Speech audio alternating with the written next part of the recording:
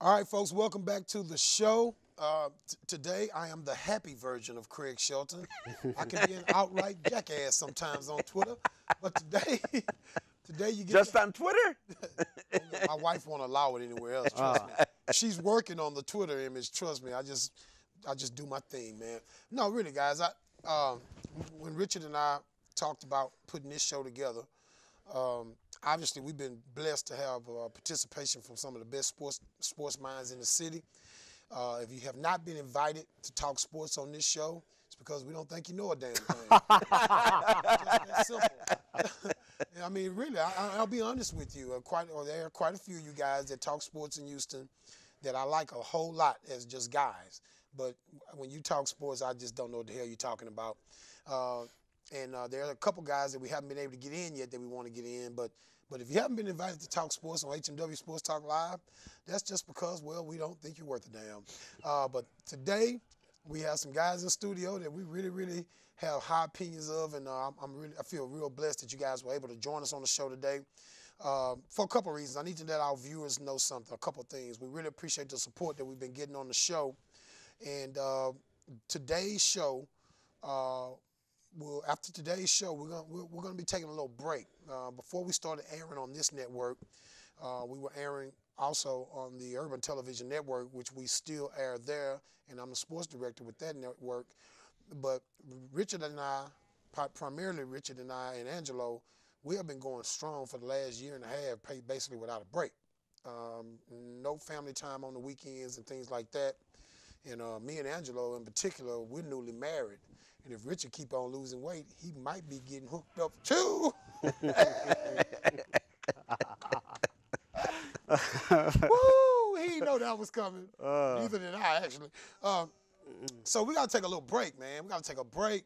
So what we're going to do after today's show, we're gonna cut this show up, chop this show up. And that's why I wanted to give us some real football guys. So we get this little dead period. We're going to cut this show up and let it re-air in a couple different versions. We're going to pull some other segments, some really cool segments with some good information from other shows and put those together for you folks. And we'll be back for the beginning of the NBA Finals. So we're going to get a little time away, get a little time with the family on the weekends. Because like I say, man, we got a couple of guys in HMW, me being one of them, that's newly married. And, you know, hey, I got things to do, you know what I'm saying? So that's what the deal is. Like So clean the garage. yeah. So we appreciate y'all checking us out on Saturdays, but we'll be back. The show will still be airing. It just won't be the live version, but I promise you it'll be entertaining for you. So I appreciate you guys coming today. My Making pleasure. it special because I really needed to get some good content for a couple of hours because we're going to chop this stuff up, re-air it in a couple of different versions. We're going to put it in podcasts, put the links out on Facebook, Twitter, and Twitterverse and everything, and just share with everybody. So just keep on bringing it. Let's get back into it. So if you're just joining us, we've been spending quite a bit of time early in the show, just kind of talking philosophically in regard to how the Texans have approached the draft with the quarterback position. And it's not just about the draft because there are other rumors out there about the Texans going after Mallett. And I've got to get into that with you guys and see what your thought is on that. I'll tell you my thoughts on it right away. I believe if Ryan Mallett was in this draft, if he was the same player that we know that came out of Arkansas 3 seasons ago, he'd be going to his 4th season this year. I think he'd be the number 1 rated quarterback in this draft class. That's just my personal opinion. I don't know what quarterback in this class would have been rated as a higher quarterback than Ryan Mallett.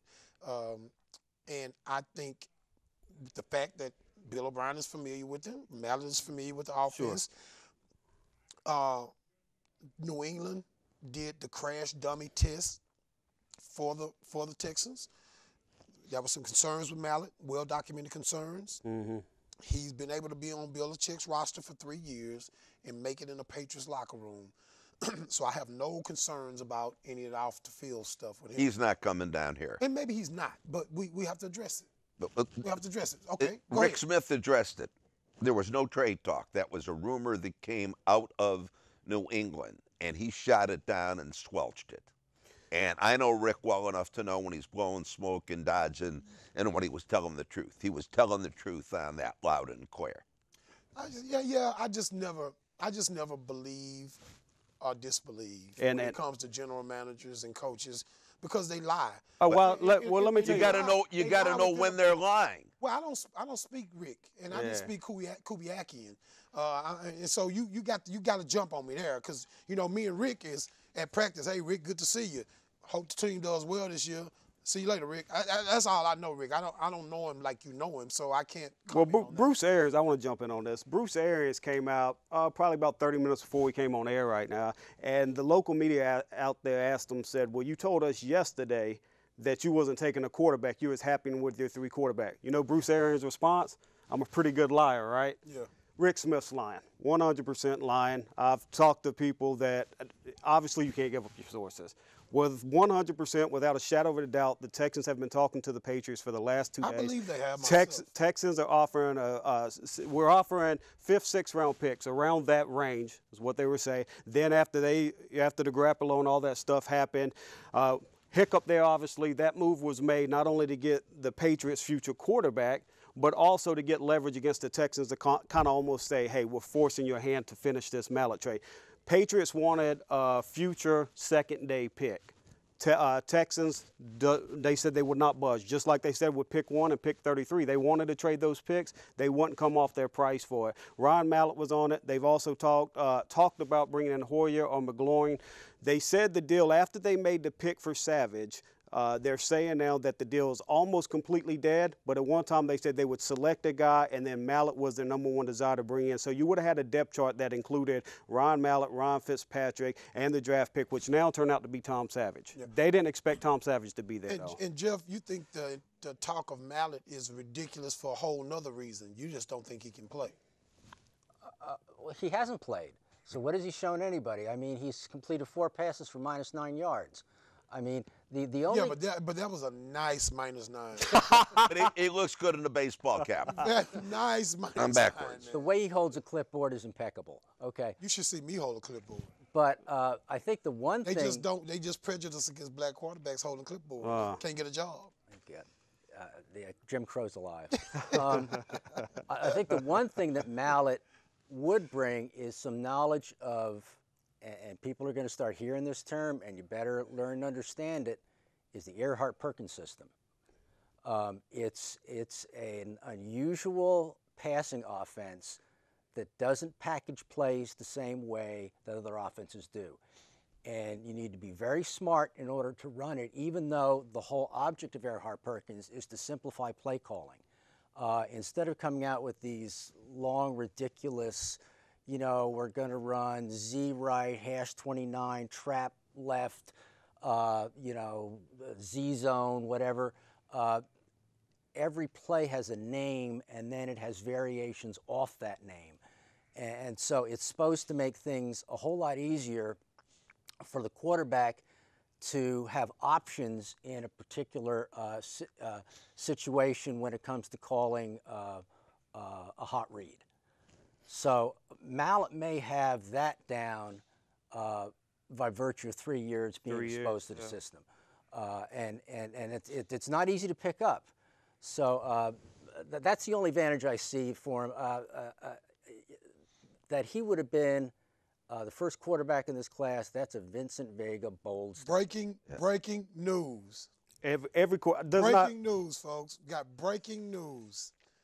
This breaking news, and I'm serious, this is really breaking news. I'm not trying to come at you from the rear or nothing on this, but St. Louis Rams have drafted Michael Sam.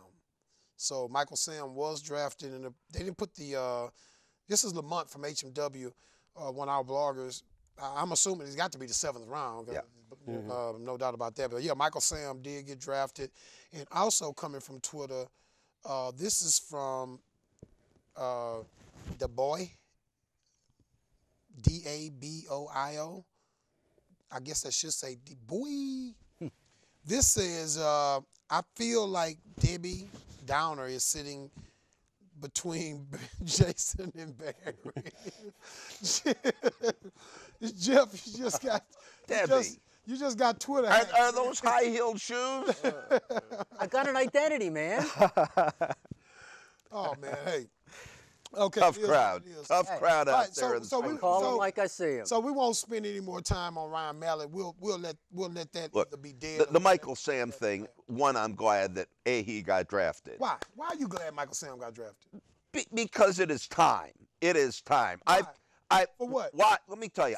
It's time for what, baby? I have been Say it. I have been covering gay athletes for a long period of time.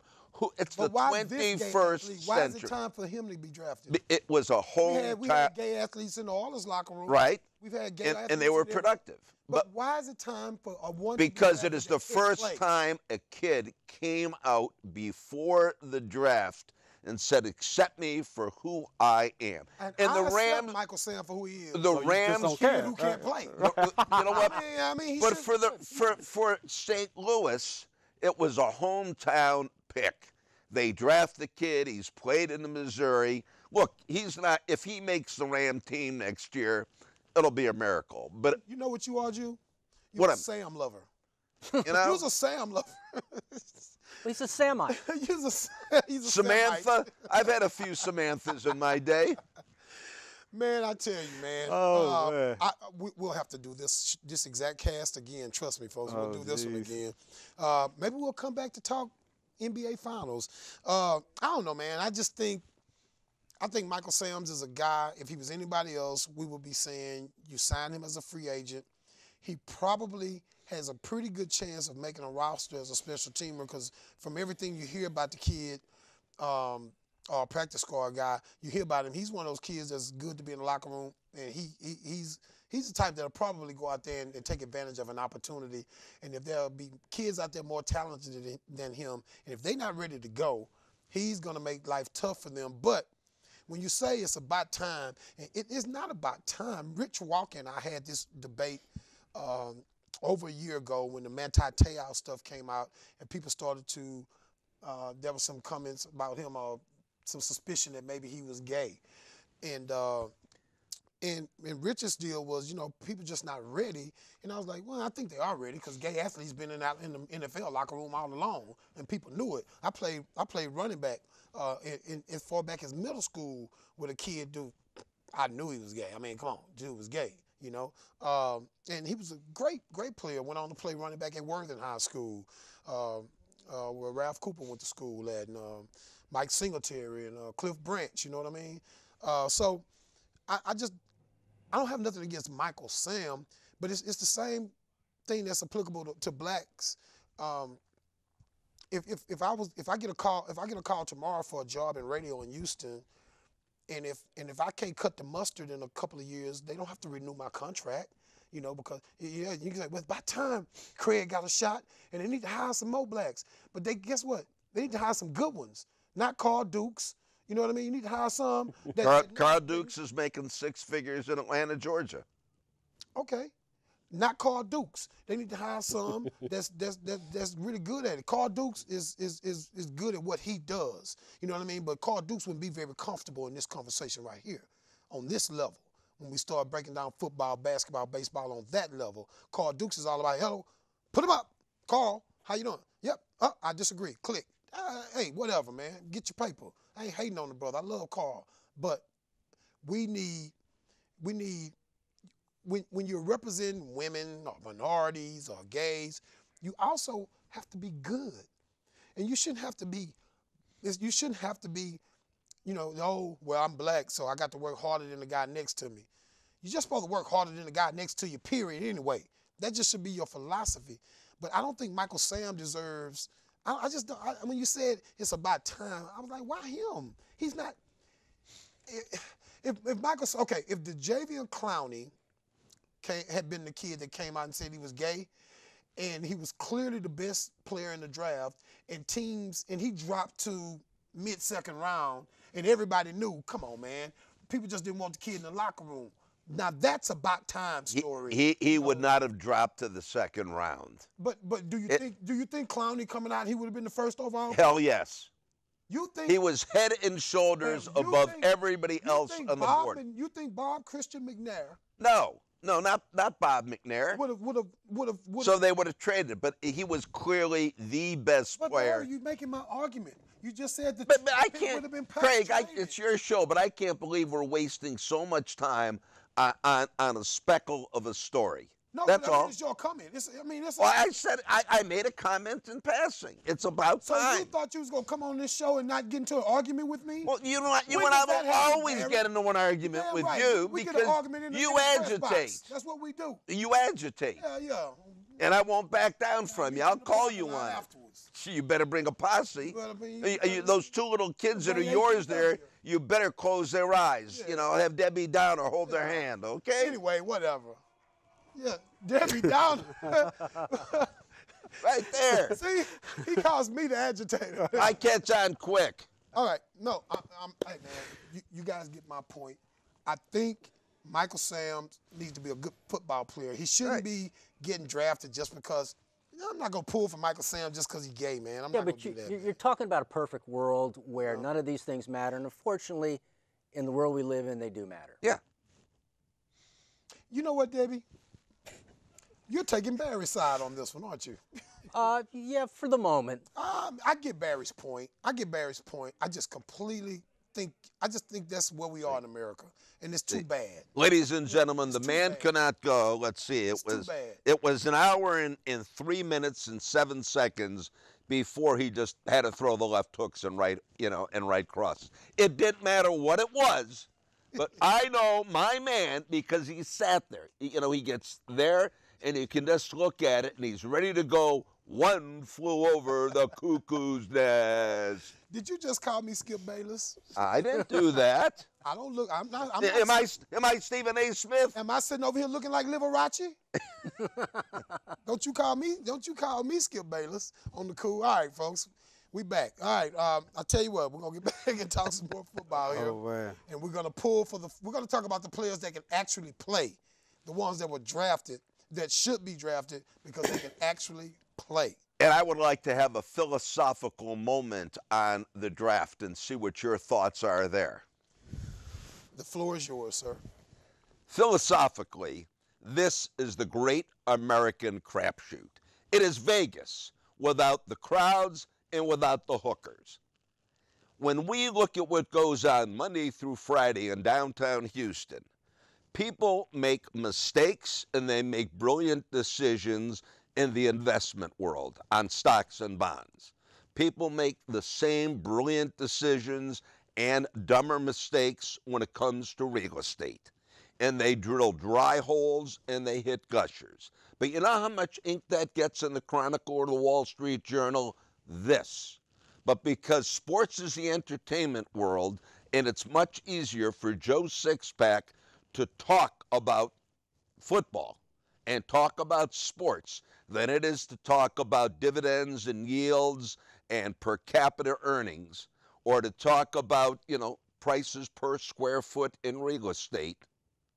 This becomes something that passionate Craig at the beginning said he doesn't know whether this is more exciting or the regular season. Ladies and gentlemen, that's all you need to know. Literally. When the man did not know. Literally. But people in all industries, in real estate, in oil and gas, and in the stock market, spend millions of dollars, and they are wrong. So the National Football League is no different.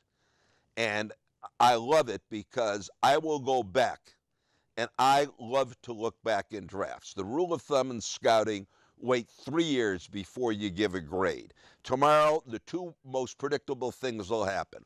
All 32 teams will bellow, "We couldn't believe this great player was there in the sixth round." And they will also have a writer. Poor McLean is right now just going crazy because he's got to put a grade on everybody's draft.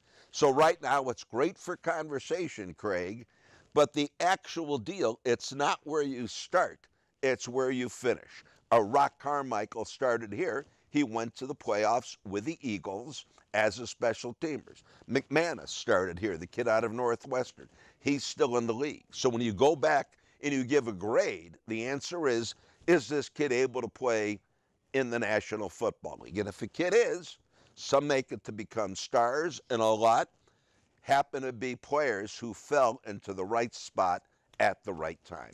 Well, thank you, and we appreciate that, Barry. We just learned that every year in the draft, some players make it and some fail. You can call me Socrates.